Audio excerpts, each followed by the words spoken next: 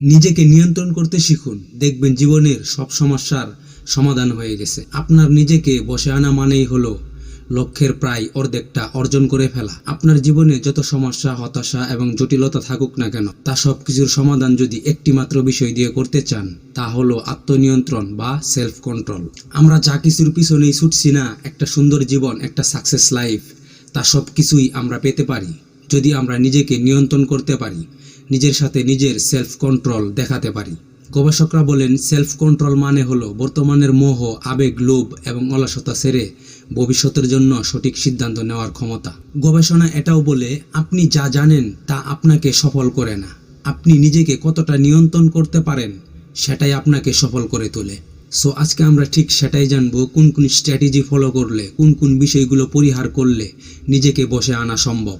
এক নম্বরে আমাদের যেটা করতে হবে সেটা হলো অতিরিক্ত সামাজিকতা পরিহার করতে হবে। আমরা ভাবি সবার সাথে মিশে চলা হয়তো ভালো গুণ, কিন্তু মনোবিজ্ঞানীরা বলে অতিরিক্ত সামাজিকতা আপনার ফোকাস, এনার্জি আর লক্ষ্য মনের অজান্তেই চুপচাপ নষ্ট করে দেয়। কিভাবে? ধরুন আপনি আজ ঠিক করলেন 2 ঘন্টা কাজ করবেন বা পড়াশোনা করবেন, হঠাৎ একটা ফোন এলো বা কেউ ডাকলো, আপনি জানেন আপনি যে কাজটা করতে যাচ্ছেন সেটা আপনার জন্য অনেক গুরুত্বপূর্ণ। বেশি সামাজিকতা দেখাতে গিয়ে আপনার গুরুত্বপূর্ণ কাজটা ফেলে তার ডাকে চলে গেলেন। এই যে সব জায়গায় অ্যাভেলেবেল হওয়া বা কেউ ডাকলেই সাথে সাথে যাওয়া, কিছু কিছু মুহূর্ত, কিছু কিছু সিচুয়েশনে যেখানে না বলা দরকার, বেশি সামাজিকতা দেখাতে গিয়ে সেখানে না বলতে না পারা, সবাইকে খুশি করার চেষ্টা করা, এটা সামাজিকতা না, এটা নিজের ভবিষ্যৎ থেকে সময় চুরি করা, নিজের গোল, নিজের লক্ষ্য থেকে পিছিয়ে পড়া। আপনি এগুলো নিয়ন্ত্রণ করবেন মানেই যে মানুষের সাথে চলা মিশা একেবারে বন্ধ করে দেবেন এমনটা না। যেটুকু এনাফ, যেটুকু প্রয়োজন, এত সামাজিকতা দেখানোর আপনার দরকার নেই। যেখানে না বলা দরকার, যেখানে হ্যাঁ বলা দরকার, আপনি স্টেট সেটা বলে দেন। কে কি মনে করলো আপনার এটা দেখার দরকার নেই। আর এভাবে চলতে পারা মানেই হলো নিজেকে নিয়ন্ত্রণ করে চলা। অতিরিক্ত সামাজিকতার পর আরেকটা সমস্যা খুব স্বাভাবিকভাবেই আমাদের লাইফে ইফেক্ট ফেলে, আর সেটা হলো অতিরিক্ত রাগ। একটু খেয়াল করে দেখুন না, আপনার জীবনের অধিকাংশ ক্ষতিগুলো রাগের মুহূর্তেই তৈরি হয়েছে। রাগ থাকা কোনো সমস্যা না, সমস্যা হলো অতিরিক্ত রাগের সময় আমরা নিজের উপর নিয়ন্ত্রণ হারিয়ে ফেলি। আর যখন আমরা নিজের উপর নিয়ন্ত্রণ হারিয়ে ফেলি, তখন আমরা যা ইচ্ছা তাই করে ফেলি। রিচার্ড বলে, আমরা রাগের মাথায় যা করি তা অধিকাংশই ভুল করি। একটা কথা রাগের মাথায় বলা হয়, কিন্তু তার প্রভাব থাকে বহু বছর। রাগে একটা সম্পর্ক ভেঙে যায়, একটা সুযোগ নষ্ট হয়, রাগে চাকরি ছেড়ে দিই, পরিবার কিংবা কাছের মানুষকে যা তা বলি, কষ্ট দেই। কিন্তু পরে যখন মাথা ঠান্ডা হয়, স্বাভাবিকে আসে, তখন আবার নিজেকেই প্রশ্ন করি, আমি এটা কেন করলাম, এটা তো করা আমার ঠিক হয়নি। তখন আর অনুশোচনা করে কোনো লাভ হয় না, কারণ যা হওয়ার তা তো হয়েই যায়। এখন আসি, যখন আমাদের কোনো কারণে রাগ উঠে যায়, তখন সেটাকে আমরা কিভাবে কন্ট্রোলে আনবো। ছোট্ট একটা টেকনিক শেয়ার করি। মনোবিজ্ঞান বলে, রাগের সময় আমাদের ইমোশনাল ব্রেন সম্পূর্ণ কন্ট্রোল নেয়, আর ডিসিশন ব্রেন সেই মুহূর্তে কাজ করে না। গবেষণা বলে, আবার সেই ডিসিশন ব্রেনে ফিরে আসতে 90 সেকেন্ড সময় লাগে। সেই জন্য খেয়াল করে দেখুন, আমাদের যখন রাগ হয়, কিছুক্ষণ পরই কিন্তু আবার সেই রাগ পড়ে যায়। তাই আপনি এই টেকনিকগুলো ফলো করতে পারেন। যখন আপনার কোনো কারণে রাগ উঠে গেছে, তখন আপনি কোনো কথা না বলে একদম শান্ত থাকার চেষ্টা করুন। কিংবা আপনি ফিজিক্যালি পজিশন চেঞ্জ করতে পারেন। আপনি দাঁড়িয়ে আছেন, বসে যান, কিংবা আপনি বসে আছেন, শুয়ে পড়ুন। এগুলো একদম বাস্তব প্রমাণিত টেকনিক। বা আপনি জায়গা পরিবর্তন করতে পারেন, আপনি সেখান থেকে চলে আসতে পারেন। কিংবা আপনি সেই মুহূর্তে কারোর সাথে ফোনে অন্য কোনো বিষয় নিয়ে কথা বলা শুরু করতে পারেন। মানে এক কথায়, আপনি রাগান্বিত অবস্থায় কোনো কথা না বলে, কোনো ডিসিশন না নিয়ে ব্রেনকে কিছুক্ষণ সময় দিন, তাহলেই দেখবেন রাগ কন্ট্রোলে চলে আসবে। নিজেকে নিয়ন্ত্রণ করার আরেকটি অন্যতম পার্ট হচ্ছে আবেগ নিয়ন্ত্রণ। কারণ আমাদের লাইফের বেশিরভাগ ভুল সিদ্ধান্ত আমরা আবেগের বশেই নেই।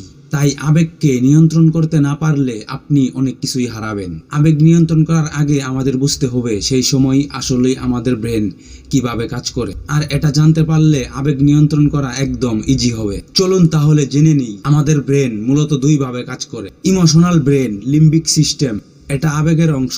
এই অংশের কাজ হলো রাগ, ভয়, উত্তেজনা, আনন্দ, কষ্ট, এটা দ্রুত রিয়াক্ট করে, কিন্তু ভবিষ্যৎ নিয়ে ভাবে না, পরে কি হবে সেটা নিয়ে ভাবে না। আরেকটি হলো প্রিফ্রন্টাল কর্টেক্স, এটা যুক্তির অংশ। এই অংশের কাজ হলো ভালো মন্দ বিচার করা, পরিকল্পনা করা, ভবিষ্যৎ নিয়ে ভাবা, বড় সিদ্ধান্ত নেওয়া। এটা ধীরে কাজ করে, কিন্তু সঠিক সিদ্ধান্ত নেয়। গবেষণায় দেখা গেছে, যখন আমাদের আবেগ বেশি হয়, তখন ইমোশনাল ব্রেন অতিরিক্ত সক্রিয় হয়ে পড়ে। এটাকে মনোবিজ্ঞান বলে এমিগডালা হাইজ্যাক, মানে আবেগ মস্তিষ্ককে হাইজ্যাক করে ফেলে, বন্দি করে ফেলে।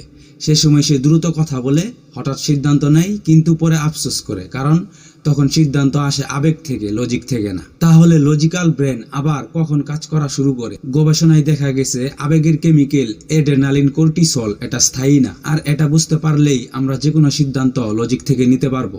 ইমোশনাল ব্রেন থেকে লজিক্যাল ব্রেনে ফিরে আসতে নির্দিষ্ট কিছু সময় লাগে। তারপর যখন আমাদের শরীর শান্ত হয়, মস্তিষ্ক আগে শরীর দেখে, যখন হার্টবিট কমে, শ্বাস স্বাভাবিক হয়, শরীরের টান কমে, তখনই প্রিফ্রন্টাল কর্টেক্স আবার কাজ করা শুরু করে। এজন্যই পানি খাওয়া, হাঁটা, গভীর শ্বাস নেওয়া, জায়গা বদলানো এবং সবচাইতে সহজ মাধ্যম সিদ্ধান্ত নিতে খানিকটা সময় নেওয়া, এসব কাজে ব্রেন রিসেট হয়, তখন আমরা লজিক থেকে সিদ্ধান্ত নিতে পারি। তারপর আছে সময়ের নিয়ন্ত্রণ। বর্তমান জেনারেশনে সময় নিয়ন্ত্রণ করা তো খুবই টাফ। আপনি কোনো একটি কাজ শুরু করলেন, হঠাৎ ফোনে নোটিফিকেশন চেক করতে গিয়ে কখন যে রিলস, নাটক, সিনেমা দেখা শুরু করলেন, ভাবলেন 5 মিনিট দেখবেন, কিন্তু ওই 5 মিনিট হয়ে গেল কয়েক ঘন্টা, কিন্তু কাজ কিছুই করা হলো না, কাজের জায়গায় পড়ে রইল, শুধু সময়টুকুই নষ্ট হলো। নিজেকে নিয়ন্ত্রণ করতে চাইলে অবশ্যই আমাদের সময় অপচয় করা যাবে না, নিয়ন্ত্রণ করে চলতে হবে।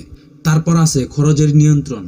আমরা অনেকেই আছি টাকা কম বেশি খরচ করতে খুবই অভ্যস্ত, কিন্তু কখন, কোথায়, কিভাবে হিসাব করে খরচ করতে হবে এটা আমরা অনেকে জেনেও নিয়ন্ত্রণ করতে পারি না। টাকা বেহিসাবি খরচ করে ফেলি। কিন্তু নিজেকে নিয়ন্ত্রণ করা একজন ব্যক্তি কখনোই টাকা বেহিসাবি খরচ করতে পারে না। সো অবশ্যই নিজেকে নিয়ন্ত্রণ করতে চাইলে টাকা বেহিসাবি খরচ করা যাবে না। সো আজকের আলোচনা এইটুকুই। নিজেকে নিয়ন্ত্রণ করার অনেকগুলো বিষয় আজকে আমরা জানলাম। যদি এই বিষয়গুলোর উপর নিজেকে নিয়ন্ত্রণ করা যায়, তাহলে অবশ্যই নিজেকে বশে আনা সম্ভব। আর যদি নিজেকে একবার বশে আনা যায়, তাহলে আমরা যা ভাবি, আমরা যা চাই, তা সব কিছুই আমরা পেতে পারি। ভিডিওটি থেকে যদি আপনার কোনো কাজে এসে থাকে, তাহলে অবশ্যই একটা লাইক করবেন, আর আপনার মূল্যবান মতামত জানাতে ভুলবেন না। আর যদি এরকম আরো হেল্পফুল ভিডিও পেতে চান, তাহলে অবশ্যই চ্যানেলটি সাবস্ক্রাইব করে রাখুন।